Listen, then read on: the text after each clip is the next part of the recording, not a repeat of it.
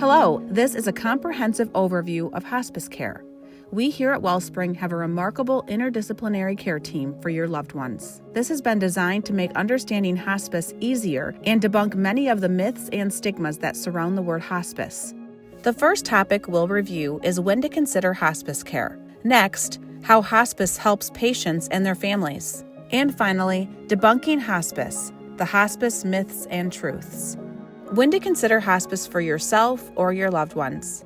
Here are several situations when it might be time to consider hospice. When a primary care provider or specialist suggests hospice or makes a referral. Or simply when a family member or a patient asks about hospice. Or maybe a patient has chosen to end all treatments. A few examples might be stopping chemotherapy, radiation, or dialysis, or any other curative care treatments related to their disease. Or maybe when a patient is beginning to experience noticeable declines. For example, decreased mobility, increased falls, weakened state, or new and worsening pain.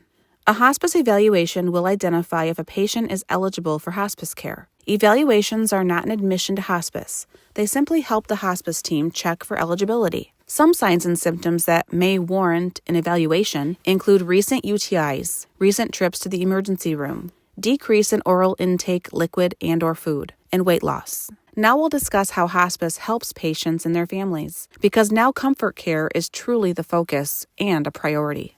By adding an interdisciplinary hospice team to an individual's care, it will improve quality of life for the patient. Our hospice care team has 5 hospice staff members that are assigned to each hospice patient at the time of admission. How hospice helps patients and families. When hospice begins, family members gain peace of mind knowing that their loved one is being cared for by highly qualified and specialized clinicians. Our team consists of an RN case manager, a medical social worker, a physician, a home health aide or a certified nursing assistant, a spiritual care counselor, and a bereavement coordinator. We also offer additional care at families' request, such as a hospice volunteer, pet therapy, and music therapy. All of our team members are highly trained in hospice-specific care, including all of our volunteers. Patients who live in a facility will receive the same level of facility care with the addition of the hospice team. All hospice teams are to adhere to and meet the high level of expectations set by each facility. This assuredness gives families added peace of mind and value to their loved one's care plan. Patients, regardless of their cognition level, are aware of the extra loving care they're getting from our hospice team. This in turn reduces stress and can calm some of the physical impairments that may be leading to some agitation, pain, or discomfort.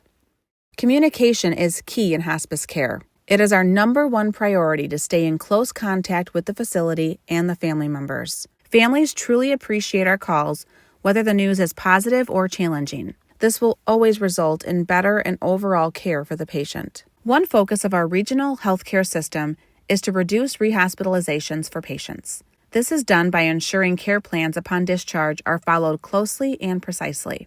Wellspring strives to meet that need.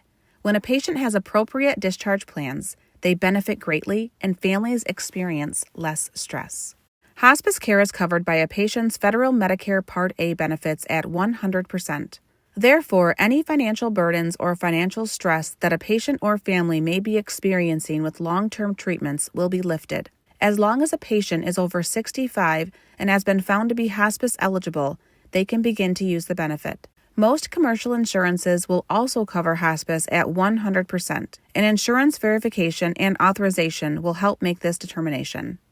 Now we'll discuss and debunk the many myths and truths about hospice and learn the differences. Our first myth, hospice is giving up and losing hope. The truth is, unlike other medical care, hospice focuses exclusively on a person's comfort and dignity near life's end. Hospice care adds to a patient's life by providing additional care and services in the convenience of the patient's home or wherever the patient is.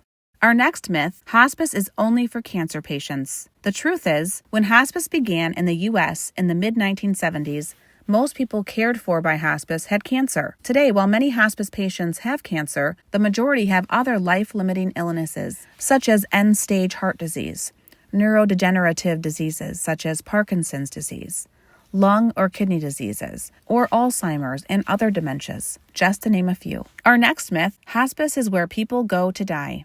Well, the truth is, most hospice patients receive care in their place of residence, which includes private homes, assisted living communities, and long-term care facilities. In some instances, though, hospice is provided in an inpatient hospice setting for people whose pain or other symptoms cannot be adequately managed in their home.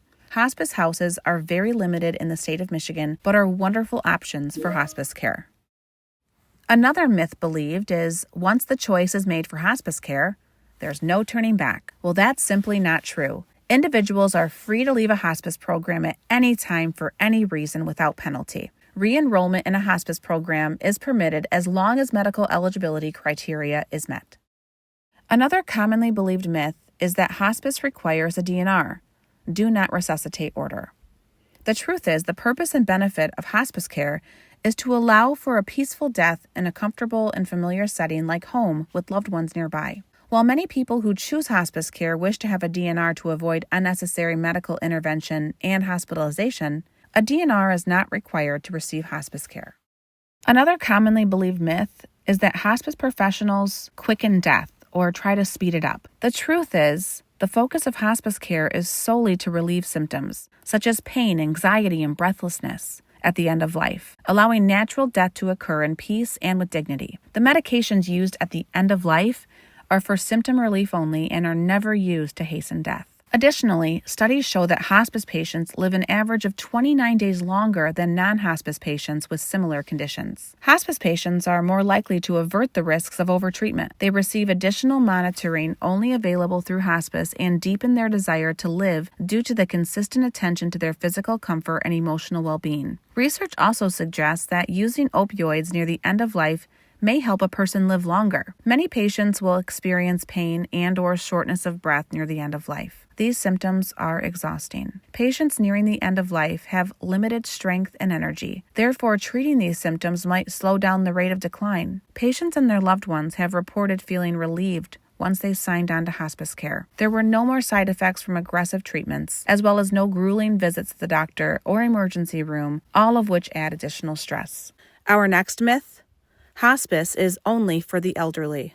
This is just not true. Hospice care is available to anyone of any age who meets eligibility. Government regulations surrounding care for those under 18 are different than guidelines for adults and allow concurrent care that includes efforts focused on both cure and comfort.